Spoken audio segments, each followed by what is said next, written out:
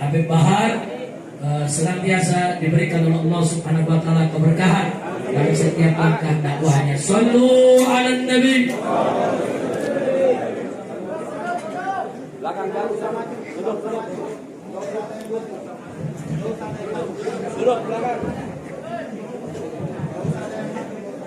Jamaah harap duduk ya, jangan ada yang berdiri, mohon untuk tertib.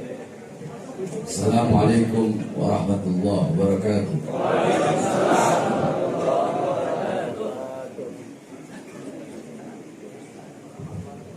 Bismillah.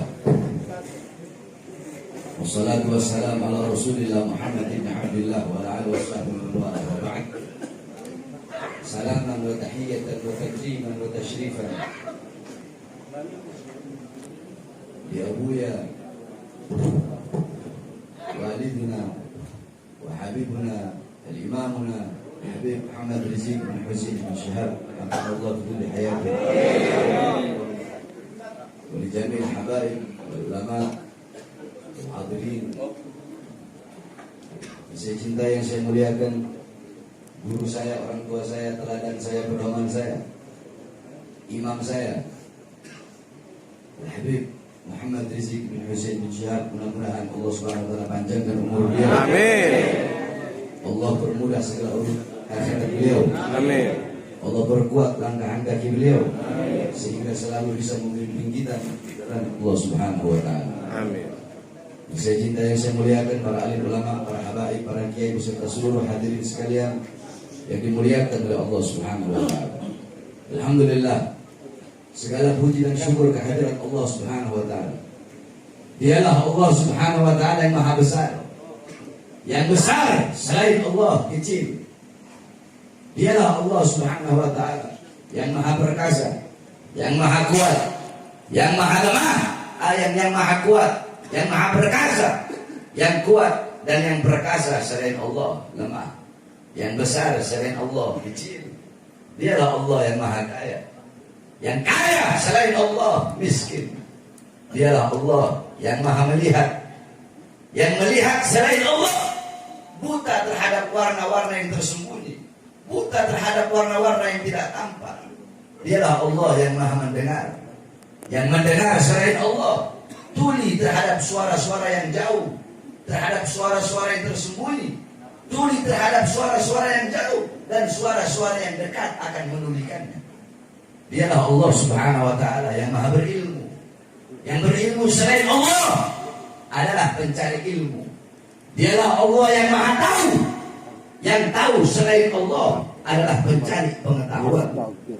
Dialah Allah yang maha hidup. Yang hidup selain Allah pasti akan mati. Yang ada selain Allah pasti akan tiada. Yang wujud selain Allah pasti akan binasa. Sedangkan adanya Allah, hidupnya Allah, wujudnya Allah, kekal abadi, tidak akan pernah tiada, musnah, hancur dan binasa. Dan dialah Allah yang dimana pada kesempatan yang mulia ini Allah menggerakkan hati kita menggerakkan langkahan kaki kita, sehingga kita duduk di ini majlis yang penuh dengan kasih sayang Allah, penuh dengan rahmat Allah, penuh dengan maghfirah Allah Subhanahu wa taala, yakni majlis ilmunya Allah Subhanahu wa taala, yang dimana kita yang duduk di sini adalah orang-orang yang telah dipilih oleh Allah Subhanahu wa taala. Saudara-saudara sekalian, kita duduk di sini berkumpul bersama para ulama, berkumpul bersama orang-orang soleh. Jangankan ketika kita masih hidup berkumpul bersama para ulama. Dalam satu kitab diceritakan, dulu di Zambal yang di pemakaman para aulia, di situ dimakamkan Baqi Muqaddam Muhammad bin Ali Ba'aluni. Banyak para habaib, para salafun salih. Dulu ada satu orang fasik, dia suka berbuat dosa. Dia dimakamkan di pemakaman umum tidak mau terima. Akhirnya oleh keluarganya dimakamkan di samping tembok Zambal. Singkat cerita, ada satu wali bermimpi. Di dalam mimpinya, ini orang fasik sedang disiksa oleh Allah, sedang disiksa oleh malaikat Munkar dan Nakir, diazab karena dia ahli maksiat. Ketika dia sedang diazab, ketika dia sedang disiksa oleh Munkar Nakir, tiba-tiba Faqih Muqaddam Muhammad bin Ali Ba'alawi, beliau adalah seorang ulama besar, yakni qudwatul muhaqqiqin, tajul a'immati arifin. Beliau adalah datuknya Segaf, Al-Idrus, Al-Habsyi, Al-Attas, Al-Ishab dan lain-lain. Beliau adalah seseorang yang pada umur 7 tahun pernah mengkhatamkan Al-Quran dalam 1 rakaat sholat. Beliau adalah orang yang selama 33 tahun tidak tidur. Ditanya, ya Imam, kenapa kau tidak tidur? Bagaimana aku bisa tidur? Setiap aku melihat ke kanan, aku melihat surga. Setiap aku melihat ke kiri, aku melihat neraka. Setiap aku melihat ke atas, aku melihat arsy Allah Subhanahu wa ta'ala. Beliau dimakamkan di sana. Singkat cerita, ketika orang fasik ini sedang diazab oleh Munkar Nakir, Bagi Mukaddam bangun dari kuburnya, masuk ke kuburnya ini orang dan berkata, ya Munkar wa Nakir ruh, wahai Munkar Nakir pergi, jangan kau siksa ini orang, jangan kau azab ini orang. Kenapa? Kau azab dia, kau siksa dia, kau pecut dia, teriakan dia, mengganggu zikirku kepada Allah Subhanahu wa ta'ala. Pergi Munkar Nakir, orang tersebut tidak jadi disiksa hanya karena kuburnya dekat dengan kubur orang soleh. Kuburnya dekat dengan kuburnya ulama. Dia bukan semasa hidupnya dekat dengan ulama, udah mati baru dekat sama kuburnya aja dekat, tapi mendapatkan syafaat. Maka bagaimana pada sore hari yang mulia ini kita duduk di sini berkumpul bersama para alim ulama, bersama para habaib khususnya guru kita Habib Muhammad Rizik Hussein Syihab. Saudara-saudara, sedikit saja yang ingin saya sampaikan. Ini pun saya hanya intiqalul amr dari beliau. Kalau bukan dari beliau, saya tidak bakal mau. Hadirin sekalian yang dimuliakan oleh Allah Subhanahu wa ta'ala. Ketika pertama kali tanggal 3 Januari, saya baru keluar 1 bulan. Dulu saya baru keluar 2 hari, dibawa ke Gunung Sindur, dibawa ke Nusa Kambangan. Bebas 2021, baru 1 bulan bebas, masuk lagi. Tanggal 3 Januari.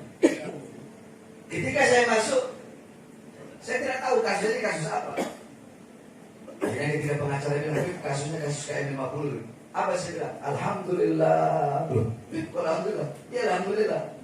Saya bersyukur kepada Allah kalau kasus ini memang kasus KM50. Kenapa? Nanti di persidangan akan saya bongkar bahwasanya apa yang saya sampaikan itu benar.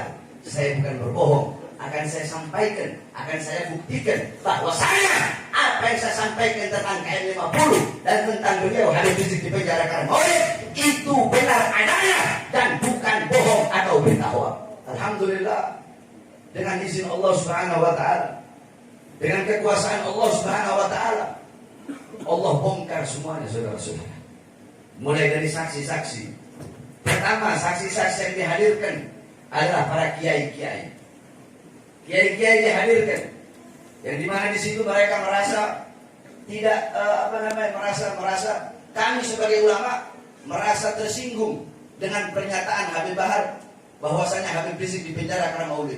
Karena banyak kok yang bikin maulid seakan-akan Habib Bahar hanya menonjolkan satu sosok saja. Siapa itu? Yaitu Habib Rizik.